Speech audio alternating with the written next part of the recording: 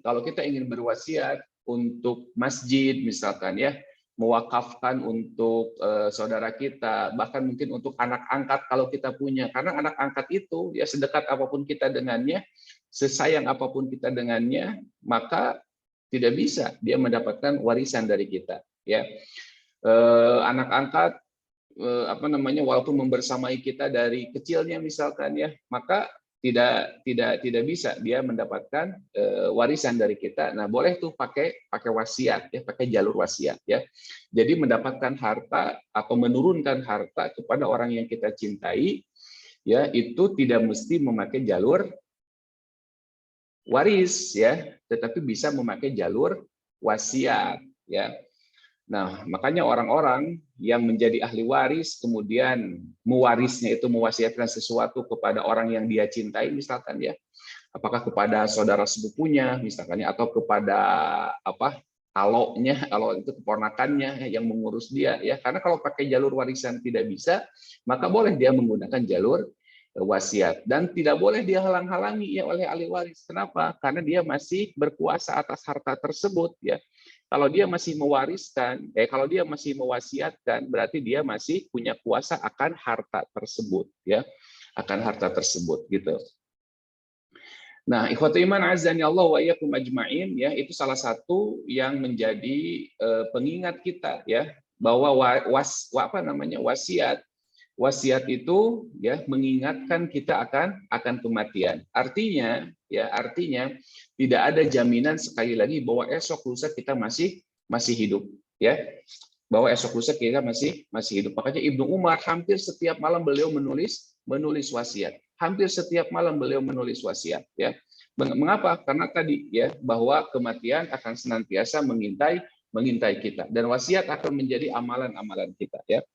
Ali bin Abi Thalib beliau pernah mengatakan, irtalahatid dunya mudbirah wartahalatil akhirah muqbilah walikulli wahidatin minhuma banun fakunu min abna'il akhirah wala takunu min abna'id dunya fa innal yawma amal wala hisab wa gadan hisabun wala amal ya. Kata Ali bin Abi Thalib, dunia sudah pergi meninggalkan dan akhirat akan datang menghampiri. Dan setiap dari keduanya ada pengekornya, ada anak-anaknya. Ya, jadi dunia memiliki anak-anak, ya, akhirat juga memiliki anak-anak. Ya, fakunu min abna'il akhirat. Maka sebisa mungkin kalian harus menjadi anak-anak akhirat. Ya, artinya orientasi hidup kita itu akhirat. Wala takunu min abna'id dunya, dan jangan kalian menjadi anak-anak dunia. Ya, jangan kalian menjadi anak-anak dunia, kata Ali bin Abi Thalib ya. Fa innal yauma amal, sesungguhnya hari ini adalah hari untuk beramal. Wala hisab ya, dan tidak ada hisab ya, tidak ada hisab dari amalan-amalan kita di hari ini. Wa gadan hisab, sementara esok lusa nanti di hari akhirat itu adalah hari di mana kita akan dihisab. Wala amal, dan tidak akan ada amalan. Nah, hadirin rahimani rahimakumullah ya. Kalau kita mengingat-ingat kematian, sungguh ya, kematian itu adalah baru awal perjalanan kita ya. Kalau kita hitung-hitung ya hadirin ya, sampai kita nanti masuk surga dan neraka ya. Pertama kita ini baru di fase yang ketiga ya. Kita kan pertama di alam ruh ya. Di alam ruh kita tidak tahu, kita tidak sadar, tetapi kita sudah berjanji kepada Allah ketika Allah mengatakan alastu birabbikum qalu bala syahidna. Allah sudah menanamkan prinsip tauhid kepada kita ketika kita sejak berada di alam ruh. Kita mengakui itu, alastu birabbikum qalu bala syahidna ya. Kemudian kita masuk ke alam kandungan, alam rahim ya. Kita masuk di alam rahim kita hanya 9 bulan ya, walaupun ada yang kurang dari 9 bulan dan ada yang lebih sedikit dari 9 bulan ya. Ada yang lebih dari 40 minggu ya, tetapi ada orang yang 37 minggu sudah melahirkan misalkan ya. Bahkan ada yang prematur ya, 30 minggu sudah ada yang melahirkan ya. Relatif ya. Nah, kemudian kita sekarang berada di alam dunia ya. Kita berada di alam dunia. Alam dunia ini adalah fase ketiga kehidupan kita ya. Alam dunia adalah fase kehidupan kita. Jadi jangan sampai kita menjadi anak-anak ya dari atau pengekor dari fase yang baru sedikit ya. Baru fase ketiga ya. Nah, kemudian kalau kita lihat lagi ya, setelah alam dunia kita akan masuk ke alam kubur. Di alam kubur entah berapa lama kita nanti di alam kubur ya. Nabi Adam saja itu sudah berapa ribu tahun di alam kubur ya. Kemudian Nabi Muhammad SAW ya minimal ya baru 1.500 tahunan jalan gitu Nabi Muhammad itu ya. Saudara-saudara kita, leluhur-leluhur kita ya sudah berapa lama di alam kubur. Nah, kita belum memasuki itu, kita masih di fase awal, masih di kehidupan yang awal, kehidupan dunia, hari di mana kita dituntut untuk membekali diri ya. Hari di mana kita berusaha untuk mempersiapkan amal-amal terbaik untuk perjalanan yang sangat-sangat masih jauh ya. Setelah alam kubur, kita akan memasuki nanti fase kiamat. Ya, setelah fase kiamat, kemudian kita akan mengalami yaumul ba'ats, ya, hari di mana kita akan dibangkitkan. Dibangkitkan, kemudian setelah dibangkitkan kita akan dikumpulkan di padang mahsyar. Ya, masih panjang ini perjalanan hadirin, ya. Kemudian kita akan mengalami hari di mana Nabi SAW memberikan syafaatnya. Ya, yaumul syafa'ah. Kemudian ada yaumul hisab, ya, dihisab setiap perbuatan-perbuatan kita, ya. Karena saking beratnya hisab tadi, ya, banyak orang-orang yang tidak selamat akan hisabnya, makanya Nabi SAW ya berusaha untuk memberikan syafaat kepada umatnya. Ummati, ummati, ummati. Makanya salah satu doa ketika Rasulullah SAW ya ingin mengabulkan doa, maka kata Nabi SAW, aku ingin menyimpan doaku nanti di yaumil akhir. Ya, lihat bagaimana sayangnya Rasulullah SAW kepada kita. Begitu perhatiannya Rasulullah kepada kita, ya. Sampai-sampai beliau menyimpan satu doa terbaiknya, ya. Namanya syafaatul uzma, ya, syafaat yang besar, ya, yang dipersiapkan nanti untuk hamba-hambanya. Makanya keterlaluan hadirin, Rasulullah SAW yang mempersiapkan dirinya, mempersiapkan doanya untuk kita, doa yang terbaik untuk kita, sementara kitanya leha-leha, ya. Sementara kitanya lebih fokus atau lebih condong kepada kehidupan yang hanya sebentar ini, ya. Terlalu, ya, kalau kata Bang Haji, ya, sangat-sangat terlalu, ya, sangat-sangat terlalu, ya. Kemudian setelah hisab nanti ada penyerahan amal, ya, penyerahan catatan amal, ya, penyerahan catatan amal. Dan ini pun prosesnya tidak sebentar hadirin, ya, tidak sebentar. Kemudian yaumul mizan, hari di mana kita akan ditimbang tuh, ya. Perbuatan kita akan ditimbang, amal baik kita akan ditimbang, ya. Bahkan mungkin ada sebagian orang yang ditimbang secara fisiknya. Kata Nabi SAW, ya, kata beliau, ya, yatir rajulul azim, ya, samin, ya, tawil, ya, ada nanti didatangkan seseorang yang badannya besar, tinggi, ya, tinggi besar, ya. Bahkan salah satu calon penghuni neraka itu kata Nabi SAW itu badannya gigi gerahamnya sebesar gunung Uhud, ya. Bayangkan, ya, bagaimana kuasanya Allah, ya, membesarkan makhluk yang asalnya setara dengan kita tapi bisa jauh lebih besar. Kenapa? Karena ingin memberikan balasan yang setimpal kepada kedurhakaannya, ya. Nah, ketika ditimbang kata Nabi SAW maka tidak seimbang dengan sayap seekor nyamuk pun, ya. Ada orang-orang yang ditimbang tidak setara dengan sayap seekor nyamuk. Coba, luar biasanya nih, ya.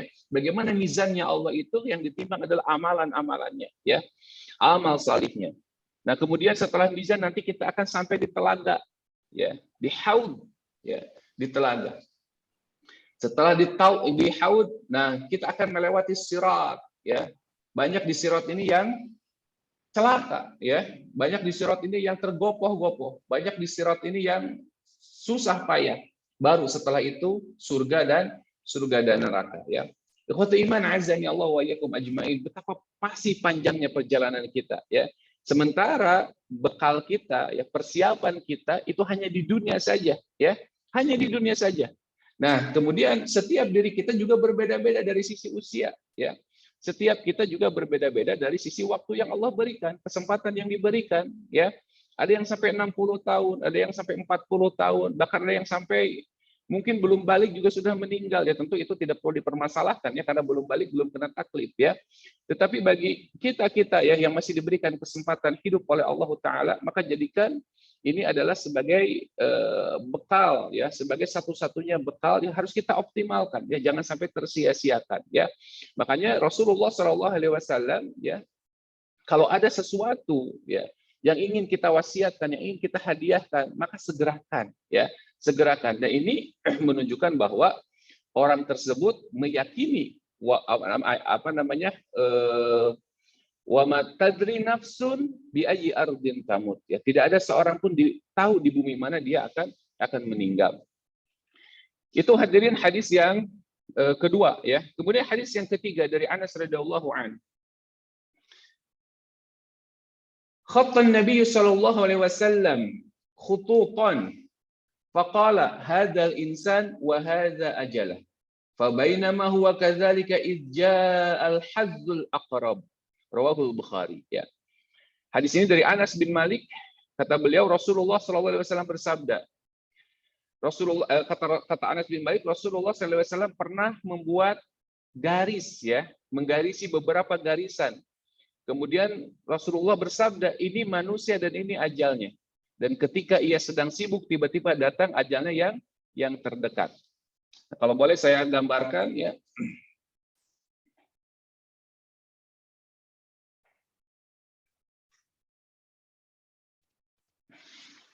Nah, kalau boleh saya gambarkan begini, ya, Rasulullah SAW membuat sebuah garis. Ya.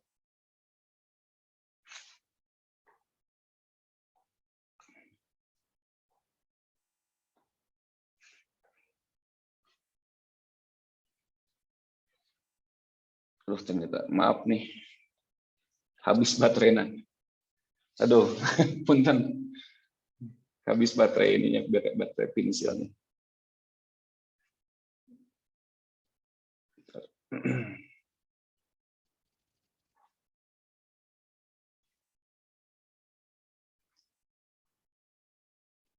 Duh, mohon maaf, jadi nggak bisa digambarin, ya. Jadi saya coba mengilustrasikannya bahwa Rasulullah SAW membuat sebuah garis tersebut seperti berbentuk kotak, ya, kotak. Kemudian dari tengah-tengah kotak tersebut diambil garis lurus sampai keluar, ya, garis lurus sampai keluar, ya. Kemudian di bawah garis yang lurus yang di tengah-tengah tersebut, Nabi SAW membuat garis-garis kecil, ya, garis-garis kecil, ya. Nah, kemudian kotak kosong tadi, ya, jadi kotak begini, ya, kotak kosong begitu, ya, digambil garis lurus, ya, kemudian di bawah dikasih garis-garis. Nah, sementara garis yang di atas kotak itu adalah ajalnya, ya. Kotak yang besar itu adalah manusianya, ya. Garis lurus itu adalah angan-angannya, ya. Sementara garis-garis kecil yang di bawah itu adalah gangguan-gangguannya, ya. Nah, ini menunjukkan bahwa, ya, kadang manusia berada di luar jangkauannya, ya, di luar usianya, angan-angannya di luar usianya, ya. Jadi ingin ini, ingin itu, padahal belum tentu keumuran, ya, belum tentu terusiai, gitu, ya, belum tentu usianya sampai kepada angan-angannya tersebut, ya. Sementara yang lebih dekat dengannya itu adalah ajal. Ajal senantiasa mengelilingi keadaannya, ya.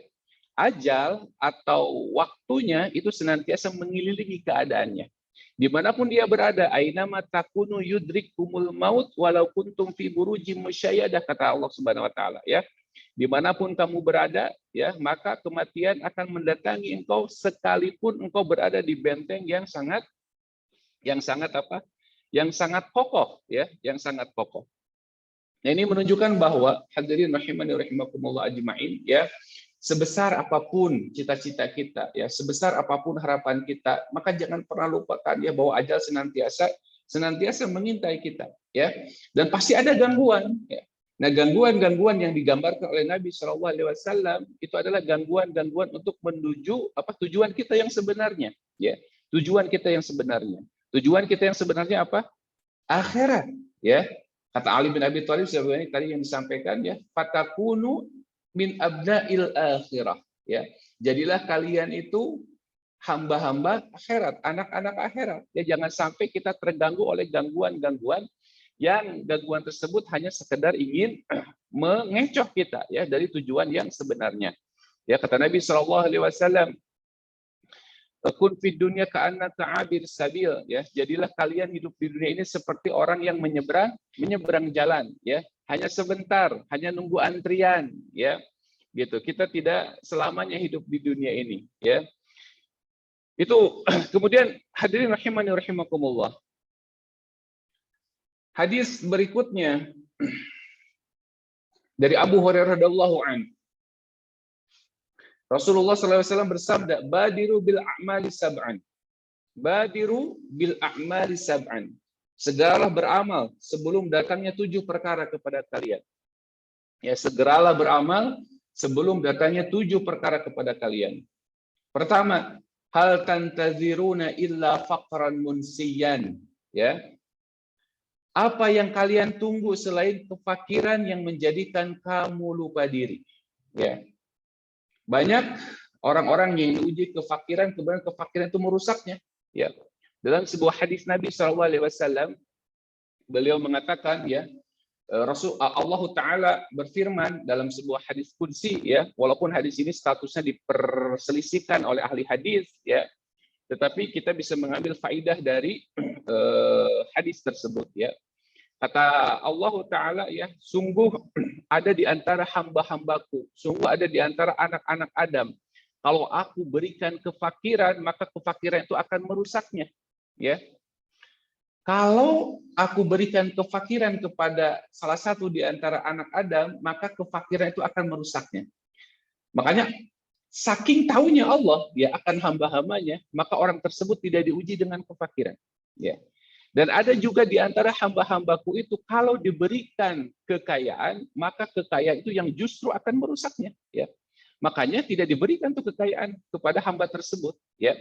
Artinya hamba-hamba ini adalah hamba-hamba yang terpilih, ya, hamba-hamba Allah yang baik. Ya. Dan Allah sudah memberikan contoh bagaimana orang-orang terdahulu, ya, seperti misalkan Qarun. Ya. Qarun itu kan asalnya orang yang salih, ya, orang yang baik, orang yang taat. Ya.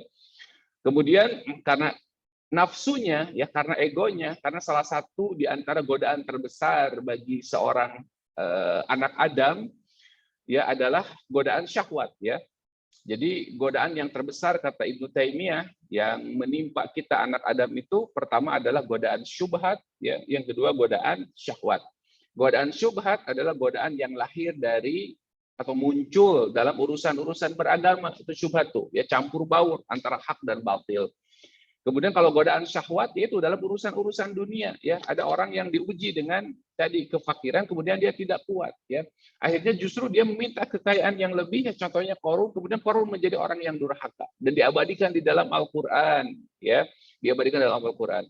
Atau salah satu misalkan contoh lain di zaman Nabi SAW ada orang yang bernama Sa'labah, ya, walaupun Sa'labah ini ujung-ujungnya menjadi orang yang taubat, ya, kembali lagi kepada jalan yang benar. Tetapi banyak contoh-contoh yang kekayaan menjadikan dia lupa diri, menjadikan rusak, ya, menjadikan rusak, ya, agamanya menjadi rusak karena kefakirannya.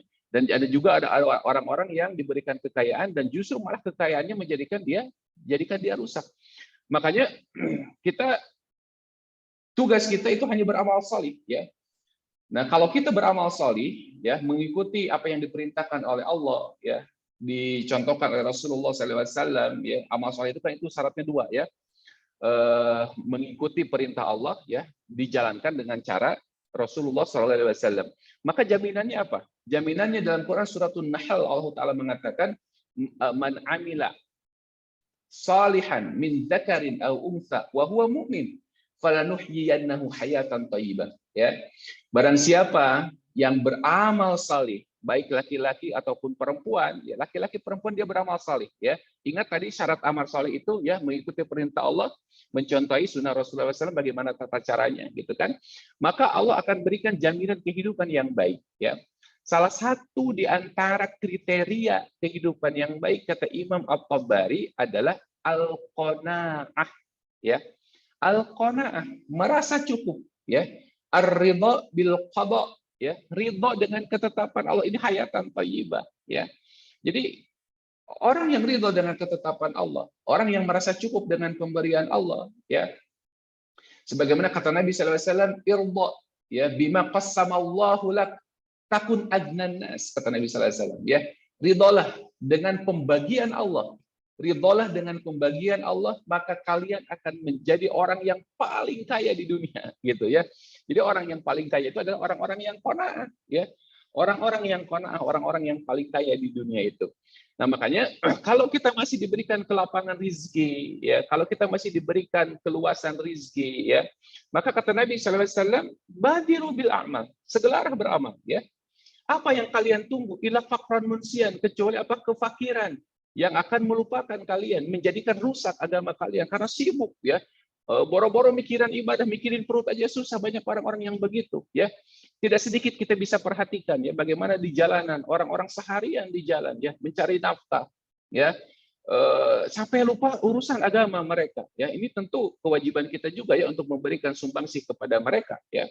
Kewajiban kita juga untuk berbagi rezeki dengan mereka, ya. Tetapi banyak orang-orang yang lupa, ya, udah mah miskin, ya, sudah sengsara di dunia, kemudian di akhirat dia tidak memiliki bakal apa-apa. Nauzubillahi min dzalik, ya. Jangan sampai kita seperti itu. Kemudian yang keduanya audinan mutghian. Ya, apa yang kalian tunggu selain kekayaan yang membuat kalian lupa diri?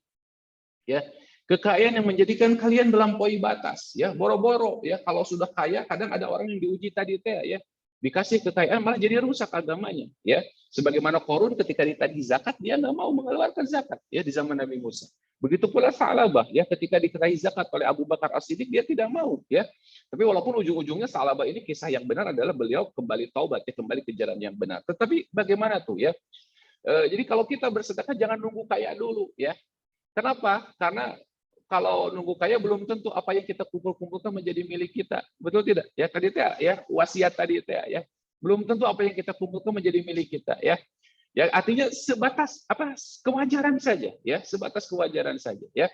Ada kesempatan untuk bersedekah, ya sedekah saja, ya. Enggak usah nantilah nungguan benghar gitu, ya. Jangan sampai kita menjadi orang-orang yang syuh. Syuh itu artinya orang-orang yang kikir, koret, ngopet, cap jahe, merek gehe, saya buntut, kasiron, ya. Jadi kedekut, ya, bakhil kuadrat itu syuhun itu, ya. Makanya kata Nabi, kata Allah, wa may yuqashuha nafsihi faulaika humul muflihun. Barang siapa yang terjaga dari syuh. Syuh itu artinya bakhil bukan hanya kepada orang lain, tapi bakhil untuk dirinya sendiri. Contoh misalkan ada orang yang dia itu sudah layak, ya, ibadah haji, ya, menunaikan haji, dia sudah punya tabungannya, tapi dia tidak mau mengeluarkannya, ya, padahal haji itu untuk kepentingan dirinya, ya, itu dikategorikan apa? Syuh. Kalau bakhil, bakhil itu hanya untuk orang lain saja, dia tidak mau berbagi, ya, dia tidak mau membalas kebaikan orang lain, itu bakhil. Tapi kalau syuh itu, ya, syuh itu dia apa namanya? Pelit untuk kepentingan dirinya sendiri, pelit untuk kebaikan dirinya sendiri, ya. Nah, makanya ada orang-orang yang diuji, ya, dengan kekayaan, justru malah mereka malah jadi apa namanya? Melampaui batas, ya, lupa diri, ya. Kemudian kata Nabi SAW, au maradan mufsidan. Ya, apa yang kalian tunggu kecuali penyakit yang merusak, ya. Kalau kita punya kesempatan untuk beramal, maka jangan ditunggu-tunggu. Kalau kita sudah sakit, maka tidak akan sesempurna sebagaimana kita sehat, ya. Au haraman mufnidan, atau tua yang melelahkan, ya, atau tua yang melelahkan, ya. Kita semua akan diuji. Insya Allah kalau usia kita panjang, kita semua akan diuji dengan apa? Dengan usia yang tua. Makanya kita berdoa kepada Allah, ya. Allahumma inni a'udzubika, ya. Ya Allah, aku berlindung kepadamu min su'il kibar, dari apa? Dari keburukan hari tua, dari keburukan hari tua, ya. Begitu. Alhamdulillah, ya, kalau kita misalkan di usia tua kita makin dekat dengan Allah, makin bersemangat beribadah kepada Allah, alhamdulillah. Tapi kalau semakin tua malah kita makin jauh dengan Allah, nauzubillahi min dzalik, ya. Makanya kata Nabi SAW, Allah itu masih memberikan uzur, ya, masih memberikan alasan kepada orang-orang yang di bawah 60 tahun. Tapi kalau sudah di atas 60 tahun, Allah nggak memberikan uzur lagi. Ya, harusnya kalau orang-orang di atas 60 tahun itu memang harus sudah banyak mengingat kematian, gitu, ya. Kemudian kata Nabi SAW, au mautan mujhizan, atau kematian yang cepat datangnya, ya, datang secara tiba-tiba sehingga kita tidak memiliki kesempatan lagi untuk beramal. Apa yang kalian tunggu, kata Nabi SAW? Segeralah beramal, ya. Kalau kita belum beramal sementara kematian sudah datang, maka kesempatan itu sudah tidak ada lagi bagi kita. Awid dajjal, atau dajjal, ya. Dajjal itu adalah sepasyaru ghaib yuntazar, ya. Makhluk yang terburuk yang akan datang. Ini dajjal ini. Makanya kita diajarkan oleh Nabi SAW untuk apa? Untuk berdoa berlindung dari fitnah dajjal. Hadirin, dajjal itu makhluk, ya, bukan kiasan. Dajjal itu makhluk digambarkan secara presisi oleh Nabi SAW. Badannya tidak terlalu tinggi, tidak terlalu pendek, ya. Rambutnya tidak lurus dan tidak terlalu keriting. ya. Kemudian matanya picek sebelah, yang sebelah kanan. Di jidatnya ada tulisan kafir. Setiap muslim pasti bisa melihat tulisan tersebut, ya.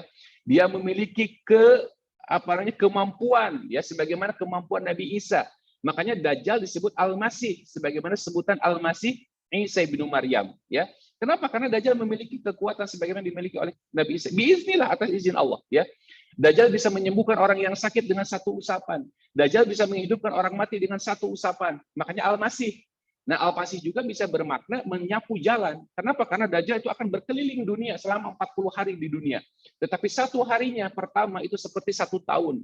Satu hari kedua itu seperti 1 bulan dan seterusnya. Ya, betapa lamanya, betapa tersiksanya manusia di zaman tersebut. Makanya kita berlindung kepada Allah dari fitnah Dajjal. Ya, nah salah satu yang salah satu yang bisa menghindarkan kita dari fitnah Dajjal adalah kita menghafal suratul Kahfi, ya, 10 ayat pertama atau 10 ayat terakhir, ya. Nah, tapi jangan sampai, ya, karena kita memiliki kebiasaan tersebut kemudian kita menantang Dajjal. Saya mah tidak akan beramal, nanti nungguan Dajjal. Itu juga keliru, ya. Ini juga keliru, ya. Dajjal adalah seburuk-buruk yang ditunggu, dan belum tentu ketika Dajjal hadir kita bertahan dengan keimanan kita, belum tentu, hadirin, ya. Kemudian awis-sa'ah, kata Nabi SAW, yang ketujuh, apakah kalian menunggu datangnya hari kiamat? Was-sa'atu adha wa amar. Sementara kiamat tersebut adha wa amar, lebih dahsyat dan lebih pahit. Boro-boro kita akan ingat akan sedekah kita, ya. Hadirin wa hadirat azani Allah wa iyyakum ajma'in. Itu saja mungkin yang bisa saya sampaikan, ya, beberapa 1 atau 2 hadis, ya. Mudah-mudahan memberikan semangat kita untuk senantiasa bersegera dalam beramal sebelum kematian menjemput kita semua, ya. Demikian Kang Regi, saya kembalikan, silakan. Ya. Alhamdulillah rabbil alamin. Terima kasih Ustadz untuk pemaparannya. Apakah suara saya bisa didengar? Masih ya. Baik, alhamdulillah. Baik, Ustadz, kebetulan ini di kolom chat sudah ada beberapa pertanyaan. Coba saya bacakan, ya.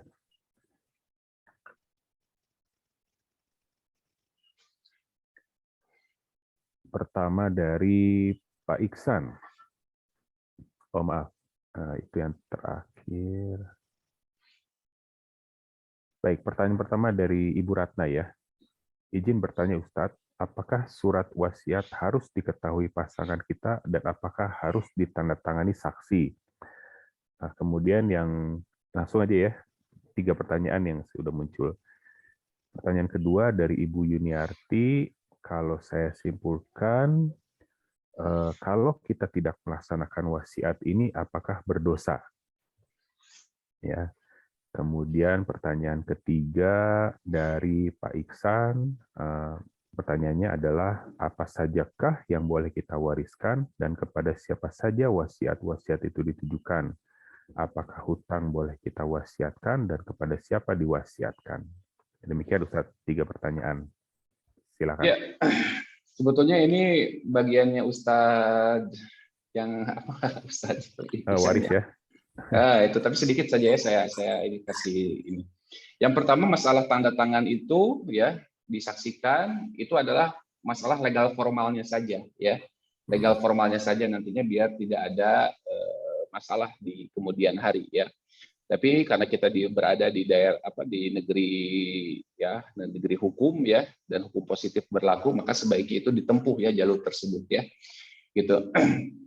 Kemudian yang kedua, apakah kalau tidak berwasiat berdosa? Nah, ini belum tentu juga, ya, menimbulkan dosa, ya. Tetapi ini adalah anjuran, ya, anjuran. Tapi kalau ditinggalkan, ya, belum tentu juga meninggalkan dosa, ya. Ini adalah sebuah anjuran sebagaimana dalam Quran surah Al-Baqarah, ya.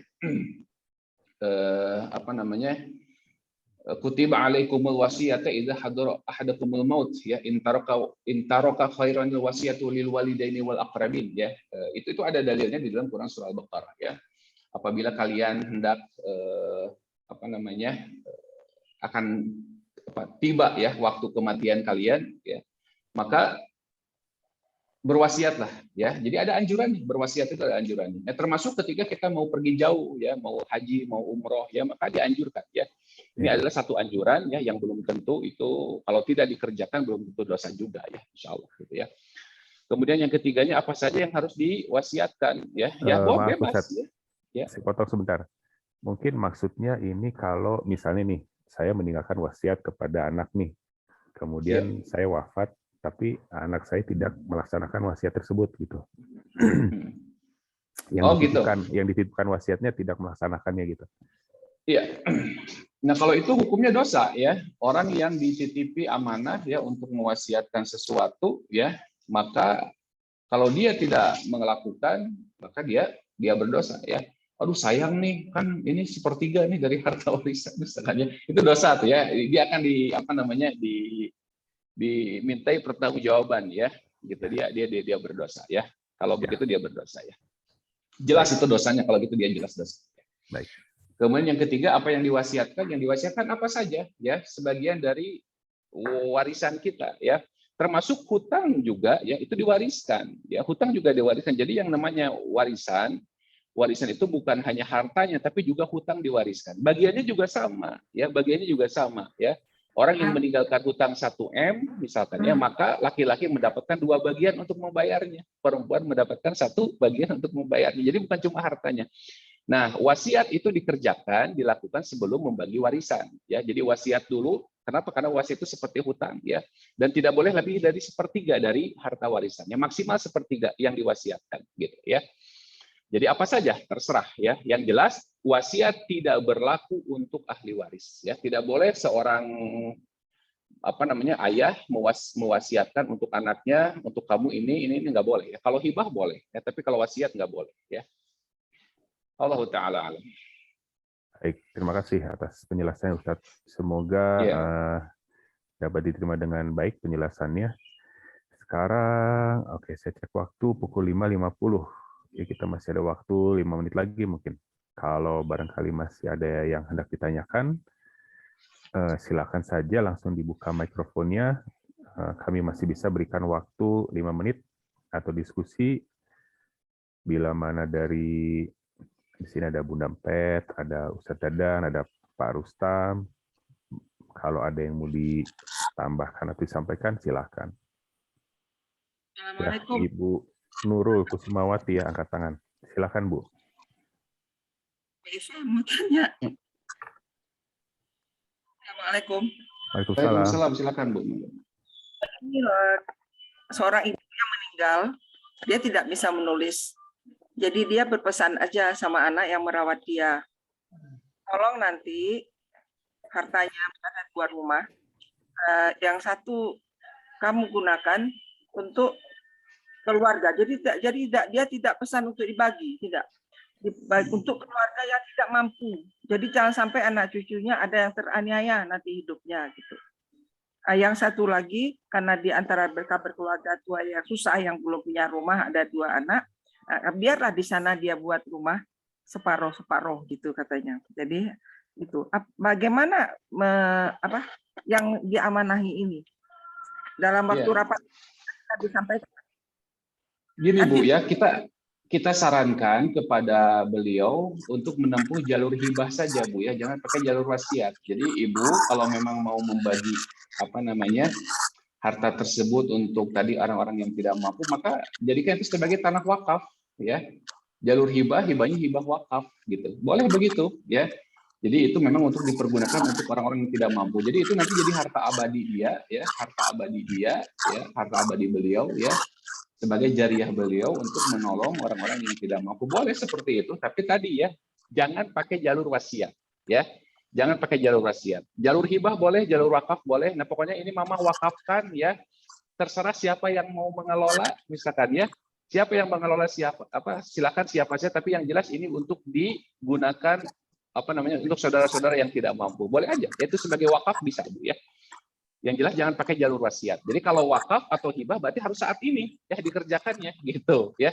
Saat ini dikerjakannya gitu ya. Sebelum meninggal. Betul Bu ya. Jadi jangan sampai nunggu dulu ya. Jadi kalau dalam hadis yang lain ya, hatta idza balagatil hukum ya, li fulan kaza wa li fulan kaza. Jangan sampai begitu, baru setelah dia dekat dengan ajalnya baru mengatakan buat ini segini, itu nggak boleh, itu udah nggak boleh. Ya. Allah Ta'ala. Gimana Bu? Terima kasih Pak Ustadz. Oh, sama-sama Bu ya. Ya, sama-sama Ibu Syarifah, terima kasih. Kemudian ini ada satu pertanyaan lagi mungkin dari Ibu Nurul ya. Kami Ya. persilakan, Bu. Ya, terima kasih. Assalamualaikum warahmatullahi wabarakatuh, Pak Ustadz. Izin bertanya. Waalaikumsalam. Tadi Pak Ustadz menyinggung soal Dajjal. Yang ingin saya tanyakan, apakah orang yang sudah meninggal akan bertemu juga dengan Dajjal atau hanya orang yang masih hidup saja nanti yang akan bertemu? Dan kapan Dajjal itu turunnya sebetulnya ke bumi ini? Itu saja pertanyaannya, Pak Ustadz. Wassalamualaikum Ya. warahmatullahi wabarakatuh.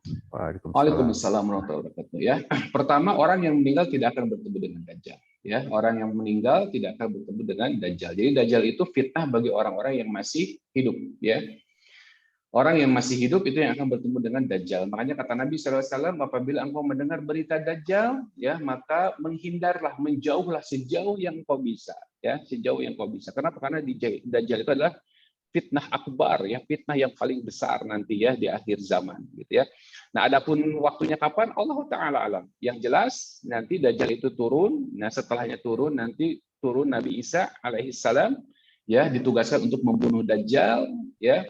Nah, Dajjal itu selama 40 hari itu di dunia, sementara Nabi Isa nanti 7 tahun tuh di di dunianya. Nah, baru setelah itu dalam rentan waktu 7 tahun itu muncul Ya'juj dan Ma'juj. Jadi semuanya terjadi di akhir zaman sebagai fitnah besar bagi orang-orang yang masih hidup, ya. Begitu, Bu, ya. Allah Taala. Baik, semoga terjawab ya, Ibu Nurul. Oke, ini sudah tidak ada pertanyaan lagi mungkin ya, Ustadz. Bagaimana kalau ya, oke. Baik, alhamdulillahirobbilalamin, Bapak Ibu jamaah sekalian yang dirahmati Allah, alhamdulillah kajian pada pagi hari ini telah selesai dan dapat berjalan dengan lancar. Mudah-mudahan kita semua tetap diberikan kesehatan dan dijauhkan dari fitnah Dajjal, ya Pak Ustadz. Oleh karena itu, sebelum kajian ini kita tutup, mohon kesediaan Ustadz Gun-Gun untuk kita berdoa bersama. Waktu dan tempat kami persilakan. Ya, Bapak Ibu rahimani rahimakumullah ajma'in, insyaallah kita akhiri ya perjumpaan kita dengan bermunajat kepada Allah. Semoga Allah Ta'ala memberikan kepada kita semua semangat untuk mengisi hari-hari atau usia-usia sisa dari usia kita dengan amal saleh, dengan kebaikan, sehingga menjadi tambahan amal saleh kita nanti di yaumil akhir, ya. Amin. Allahumma sholli wa sallim wa barik ala hadan nabiyil karim wa ala alihi wa sahbihi ajma'in. Allahumma aslih lana dinana alladhi huwa ismatu amrina wa aslih lana dunyana allati fiha ma'ashuna wa aslih lana akhiratana allati ilaiha ma'aduna waj'alil hayata ziyadatan lana fi kulli khair waj'alil mauta rahatan lana min kulli syarr. Allahumma ati nufusana taqwaha wa zakkiha anta khairu man zakkaha anta waliyuha wa maulaha.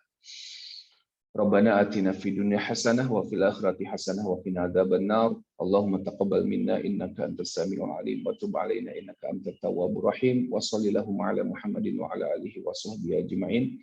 Wa akhiru da'wana alhamdulillahi rabbil alamin.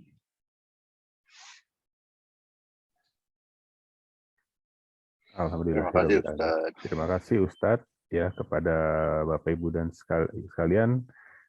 Semoga kita dapat bertemu kembali ya pada kegiatan kajian subuh khalifah yang insya Allah akan kami selenggarakan setiap hari mulai dari pukul 5 sampai pukul 6. Nah, di akhir pekan juga kami insya Allah menyelenggarakan kajian subuh ini dengan tema-tema tertentu ya. Jadi dapat disimak jadwal-jadwal kajian subuh kami di media sosial kami di Instagram maupun di Telegram. Baik, terima kasih. Sekali lagi kami ucapkan semuanya. Wabillahi taufiq wal hidayah. Wassalamualaikum warahmatullahi wabarakatuh. Waalaikumsalam warahmatullahi wabarakatuh.